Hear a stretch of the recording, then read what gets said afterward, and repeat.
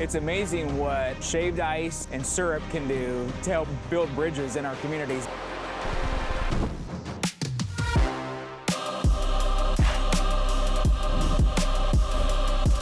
It's become far more than we could have ever imagined, and we've watched as healing has happened, prayer happens, and God really works through snow cones.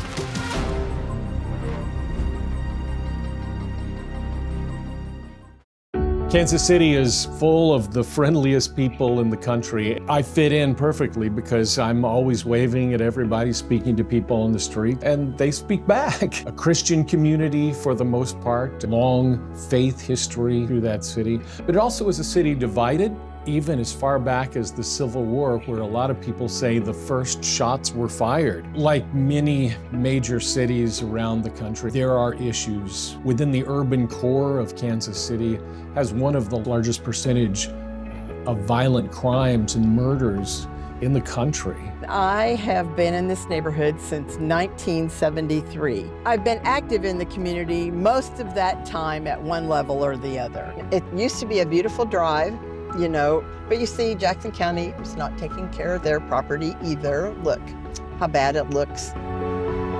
We're in a high violence area right here, so anything we can do to help stabilize families. We are the only food pantry in the south part of Kansas City that receives USDA commodities. It's called the Temporary Emergency Food Assistance Program. Kansas City has a lot of people who are trying to do something about what's wrong. So many nonprofit organizations, so many individuals and churches that they care. And that's what this radio station, Life 88.5, has been built on, engaging at a deeper level with our community.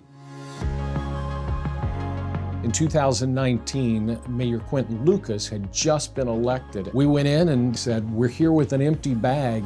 How can we be a resource to help bring change to Kansas City? One of his staff members, chief of staff, said, we're really looking at ways to create reconciliation between police and the community.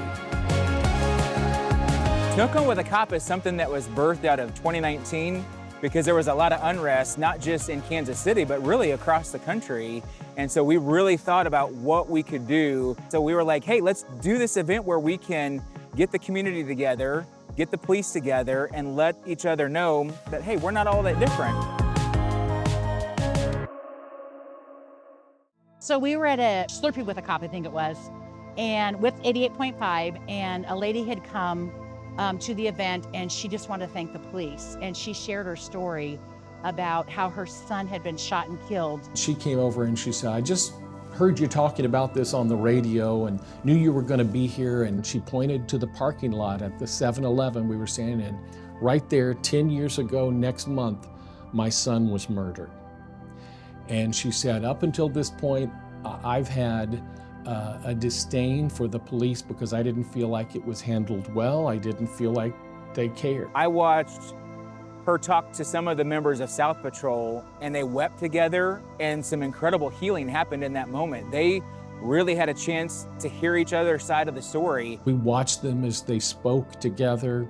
We watched them as tears began to shed. We watched them as they hugged. We watched as other officers came around and they put their arms around each other and prayed together. And we realized it was far more than just reconciliation or far more than just building community. We watched healing happen that day as a result of passing out snow cones and Slurpees.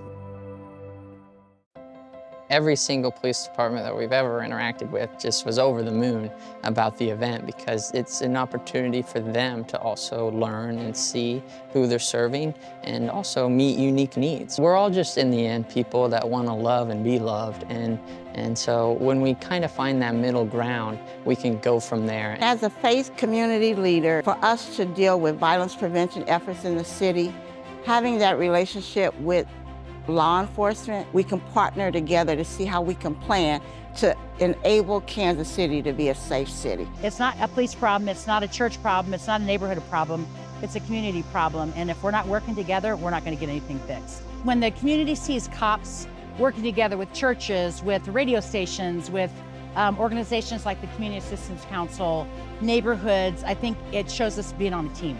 Today, it's literally dozens, pushing 100 communities around Kansas City that these events have been held in. Jesus said, how can you say you love me? I love God who you've never seen, and yet you don't love your neighbor who you see every day. So those are the things that, from a faith perspective, that we are constantly trying to model in our community, but also to be able to teach. There's hope, and that hope's found in Jesus. Things are turning around, and there is encouragement, not just in Kansas City, but for all of us.